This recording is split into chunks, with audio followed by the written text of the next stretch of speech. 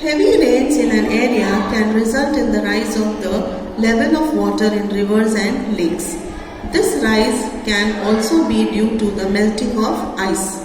When the water level rises in the water bodies, it causes the water to overflow. This leads to floods. Now for example, with a pipe, you are filling water in a pot. Okay, you have opened the tap. Now you go on filling the water. Yes, what happens? The pots get filled up and where does the water go? It comes out of the pot. In the same way, when glaciers melt or if there is very heavy rain, dams get filled up, rivers get filled, okay, and the water, what happens is the lakes get filled, not the rivers. So the lakes get filled up and they overflow. And when they overflow, because there is heavy rain, the speed of the water becomes too high. So it gets into the fields, it gets into the houses, and sometimes if the disaster is too much, if the rain is too heavy, what happens is it will take away all the life and property. That means it will damage the buildings will fall, the poles will fall.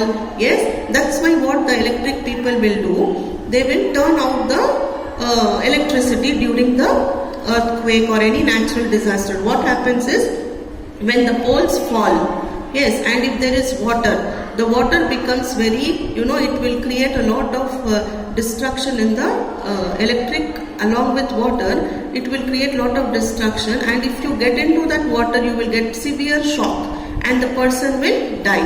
That's why they will turn off the electricity when the rain is too heavy. Okay. Next, effects of a flood. It can damage buildings, bridges, roads and any construction in the land surrounding the water body. It can destroy crops and agricultural land. It can affect the transport and means of communication of the place. That means you cannot use the telephones. It can lead to waterborne diseases.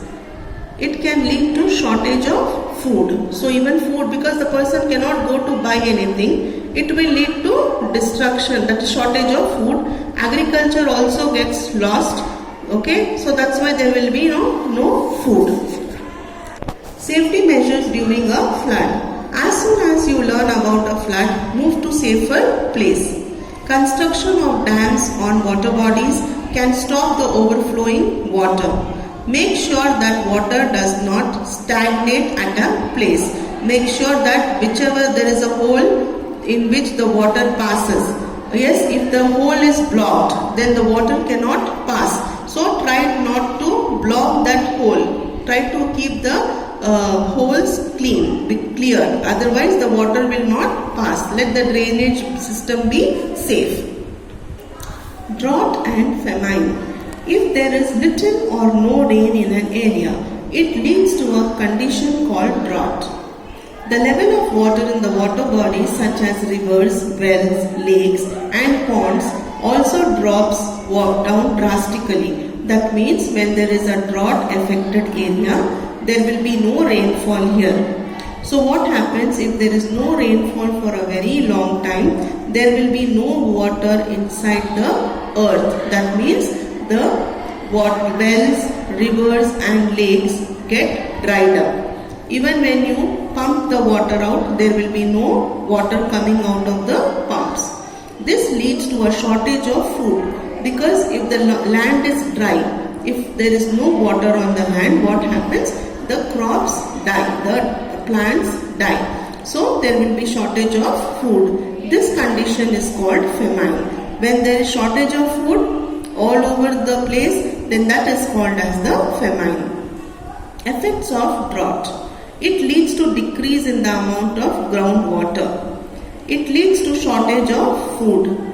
It can lead to soil erosion due to the removal of plant cover. So because the land is very dry, if there is wind blowing, it will take away the uppermost part of the soil, which is very fertile and which is good for the plants to grow. So it results in soil erosion. Safety measures during a drought. As soon as you hear about drought in an area, start saving water. Grow crops which require less water. Disaster management. Role of government during a natural disaster. What role does the government play during a natural disaster?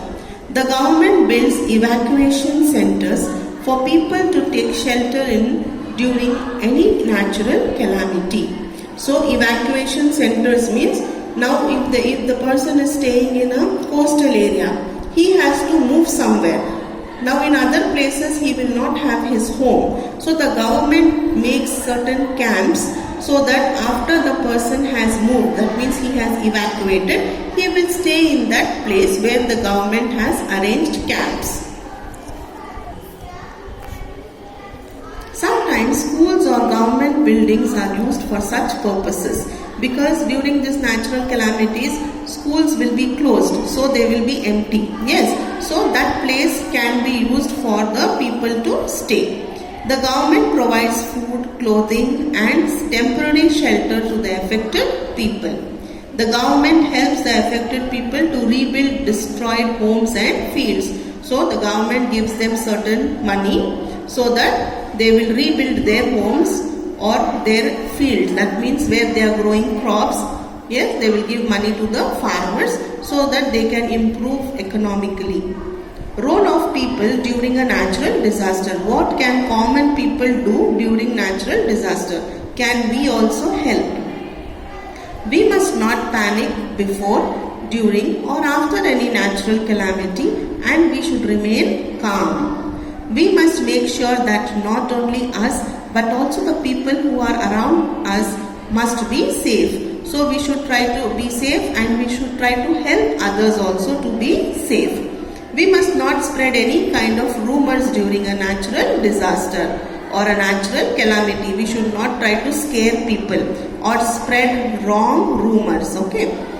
We must provide first aid, food and all other things necessary for the affected people. Now for example, in Chennai, if there is a natural calamity taken place, then the people in the surrounding areas like in Bangalore, that is in Karnataka, Andhra Pradesh, these people can try to give them food, they can help them in many other things. We must help others to rebuild their homes and their lives. Like people can donate money to the affected area people and try to rebuild their homes and their lives. Complete exercise A and exercise B in your textbook and complete exercise C and D in your classwork.